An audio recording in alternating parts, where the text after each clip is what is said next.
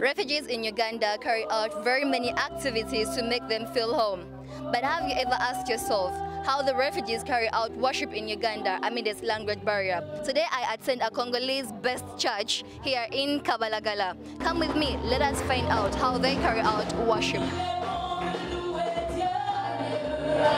Beyond the praise and worship, this church provides shelter to the Congolese refugees upon arrival. After, they are let out to the world, sure that they can now handle it. The church also provides guidance on how to approach and navigate the refugee system and assimilate in societies. I first talked to Eddie, a Congolese national who has been in Uganda for 5 years.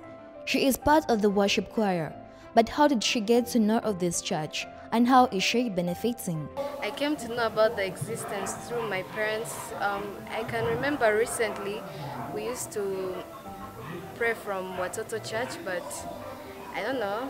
I just remember they told me there's a Congolese church around by. We can see how they pray and just how they conduct their services. So I remember we shifted and came to Mission Baptist Church.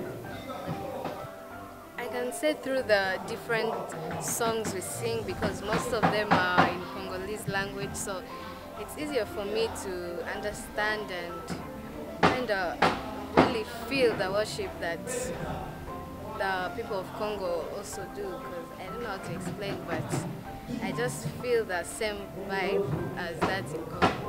Hanifa Kaliganya has been here since 2018. On arrival, reconnecting with her creator was high on the agenda.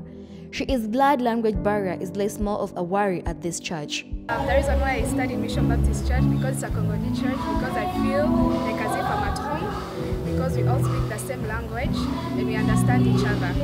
There are those who come from DRC, there are those who come from Tanzania, from Kenya and other places, but they have a problem with the language when they reach here in Uganda, because Swahili is not commonly spoken. And so God put onto our hearts to first of all minister to these people who, when they come and reach here in Uganda, they cannot find a church where they can freely worship. So it's one thing to want to worship, but again, worship runs very well when we worship in a language that we master and a language that we understand. From the Democratic Republic of Congo, I crossed to Rwanda.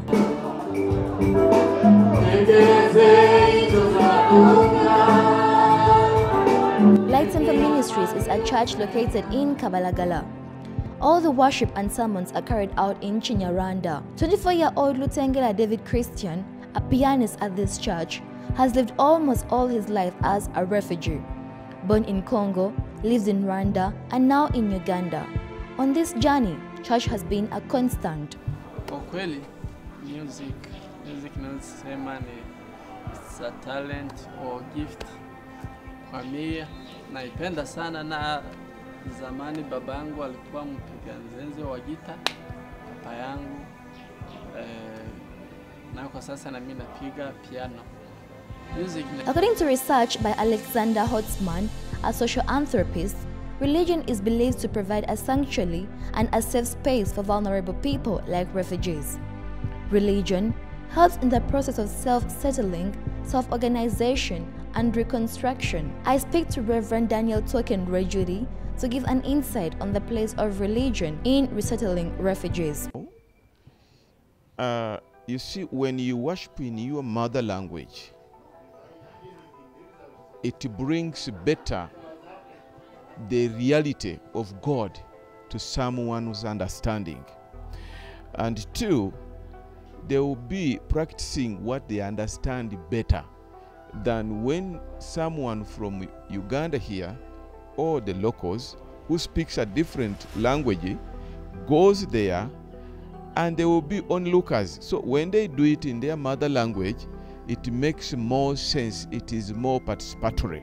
And when you go for worship, you need to participate.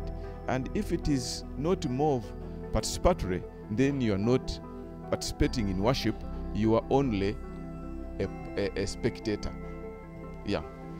But also I would encourage the nearby locals to engage them to participate in their worship, if at all there are those that can understand the language. Uganda is one of the largest refugee hosting nations in the world, with over 1.5 million refugees. Hospitality is globally applauded and is ranked among the top 5 refugee hosts in the world. Humanitarian aid flocks in from every angle, but less is ever thought of in terms of spiritual nourishment. And setting their lives free is less about the handouts that we give them, but it's more about the living hope that we give unto them. Personally, I'll give my story. I grew up, and by the age of 5 I found myself in a war zone of the ADF. And everyone would come to give us blankets, everyone would come to give us food, everyone. But you know, giving me food when I have no hope that I will ever go back to my house, it doesn't make sense. Giving me a blanket where I'm sleeping under rain, it doesn't make any sense. I think people that are living in such state, they need more than just handouts.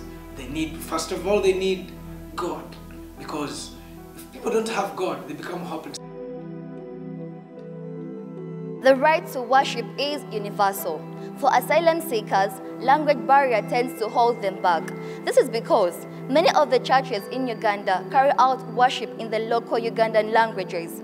For asylum seekers to finally create platforms where they can exercise worship in their native languages, reconnect with fellow countrymen and countrywomen is a step closer for them to finally settle in.